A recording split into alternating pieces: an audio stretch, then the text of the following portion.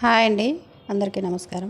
ఈరోజు చెప్పబోయే టాపిక్ ఏంటంటే శివాభిషేకం మనం ప్రతిరోజు కూడా చేస్తామండి. అలాగే ప్రత్యేకంగా నల్ల నువ్వులతో అభిషేకం చేయడం వల్ల మనకైతే ఏ ఫలితాలు అయితే సత్ఫలితాలు అయితే వస్తాయో ఇప్పుడు చూద్దాం.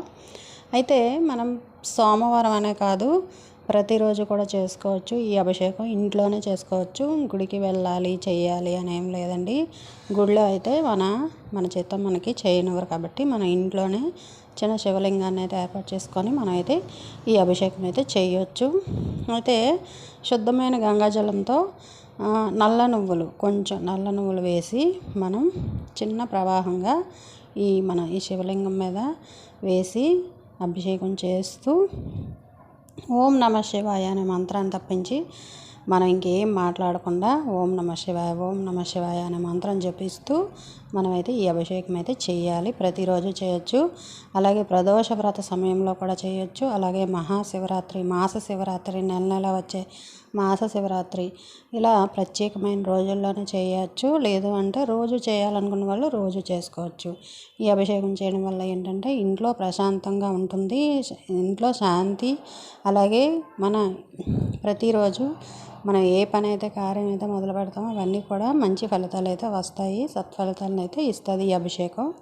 అలాగే మనం ఈ అభిషేకంతో పాటు అక్షంతలు కూడా సమర్పించినట్లయితే 4 రెట్లు అయితే మనకు సత్ఫలితం అయితే వస్తుంది.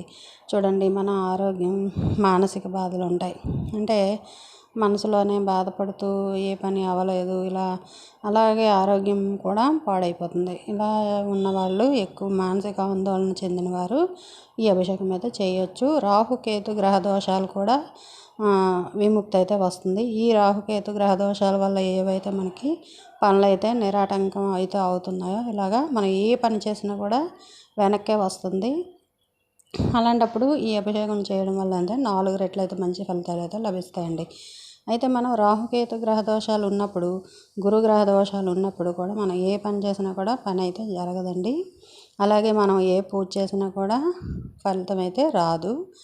ఈ అభిషేకం చేయడం వల్ల ఏంటంటే మనకైతే తొందరమైన ఫలితం అయితే లభిస్తుంది.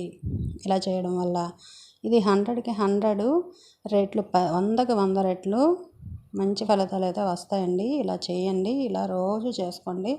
అలాగే ప్రదోష సమయంలో మళ్ళీ రాహుకాలం ఉంటుంది చూసారా, రోజు కూడా రాహుకాల సమయం కూడా ఉంటుంది. ఆ సమయంలో కూడా చేయొచ్చు. అలాగే మాస శివరాత్రి వస్తుంది నెలకి, అది కూడా చేయొచ్చు.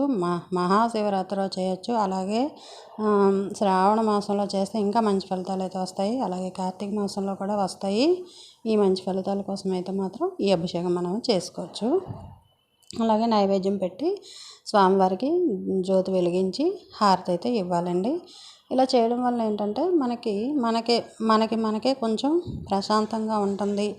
ఈరోజు శివ పూజ చేసాం, శివుడికి అభిషేకం చేసాం, తండ్రే చూసుకుంటారు అని మనకి కూడా ఆనందంగా ఉంటుంది. ఇలా చేయడం వల్ల తొందరగా ఫలితాలు అయితే లభిస్తాయండి.